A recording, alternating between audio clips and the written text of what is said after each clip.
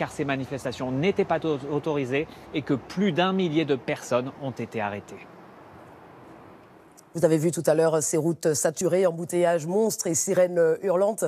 On va en revenir à cet exode massif de civils ukrainiens. Ils ont tous pris la direction de l'Ouest, en tout cas pour ceux qui ont décidé de partir. Et certains, vous allez le voir, ont déjà pu atteindre l'Europe. Les dernières images avec Hugo Pufnet.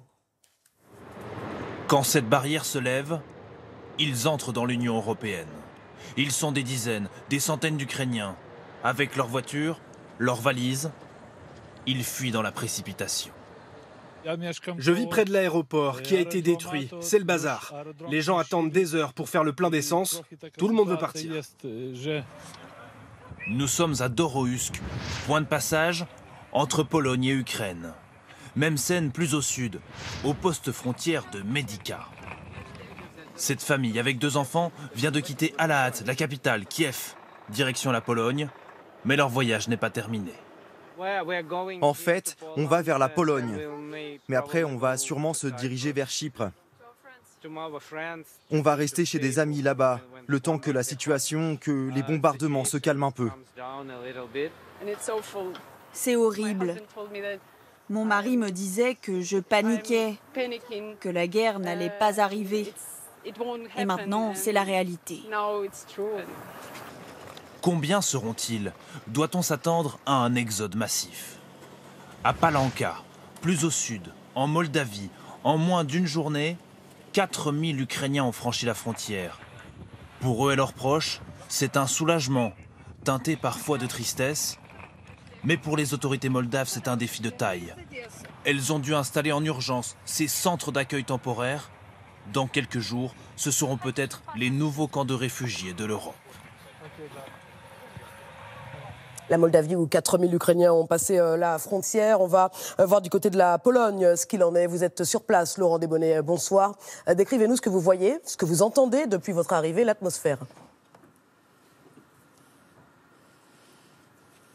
Eh bien, ce sont des voitures qui ne cessent d'arriver, des gens qui ont patienté souvent plusieurs heures pour pouvoir franchir ce poste frontière. Et bien souvent, on voit aussi arriver des gens à pied qui ont dû marcher pendant des heures et qui sont ici pris en charge par les autorités polonaises. On leur remet notamment des couvertures pour se réchauffer. Alors, ce n'est pas encore un exode massif, un afflux massif. Les autorités s'attendent tout de même dans les heures qui viennent à des arrivées beaucoup plus nombreuses. 9 centres d'hébergement et d'accueil ont été mise en place côté polonais de la frontière. Les hôpitaux sont également en alerte pour accueillir jusqu'à 1000 réfugiés qui seraient blessés. Les autorités américaines, avec les soldats américains qui possèdent plusieurs bases ici, sont également prêts à assister ces réfugiés et d'autres pays, notamment l'Allemagne, ont déjà proposé leur assistance. Merci beaucoup Laurent Desbonnets. Cet exode et une invasion russe en Ukraine qui était à prévoir. Vladimir Poutine s'est toujours montré ferme, totalement opposé à une entrée de l'Ukraine dans l'OTAN, organisation qui n'a cessé de s'élargir,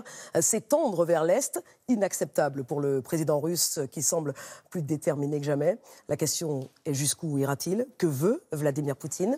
Anaïs Barr, Carole Cuello avec Abdel Zouiwesh.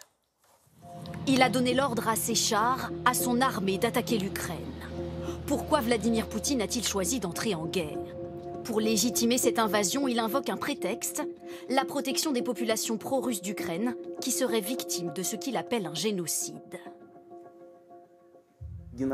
Un génocide vise des millions de personnes qui vivent là-bas et qui ne peuvent compter que sur la Russie. Nous visons donc la démilitarisation et la dénazification de l'Ukraine. Poutine, envahisseur, se déclarant protecteur d'un peuple russe soi-disant menacé. Une stratégie déjà utilisée en 2008, lors de l'intervention en Géorgie. Et en 2014, lorsqu'il annexe la Crimée en territoire ukrainien. En réalité, Vladimir Poutine veut s'assurer que l'Ukraine reste dans son camp pour créer un cordon sanitaire entre la Russie et les démocraties occidentales. Ce que déteste M. Poutine, c'est évidemment la démocratie. Et ce qu'il craint, c'est de voir dans les anciennes républiques de l'ancienne URSS des démocraties qui réussissent. Une stratégie d'invasion portée aussi par la nostalgie d'une grande Russie que Poutine aimerait voir renaître. Gloire au peuple victorieux. Un projet politique et une revanche personnelle. Vladimir Poutine, jeune officier du KGB, vit en 1991 la chute de l'URSS et fuit l'Allemagne de l'Est humilié.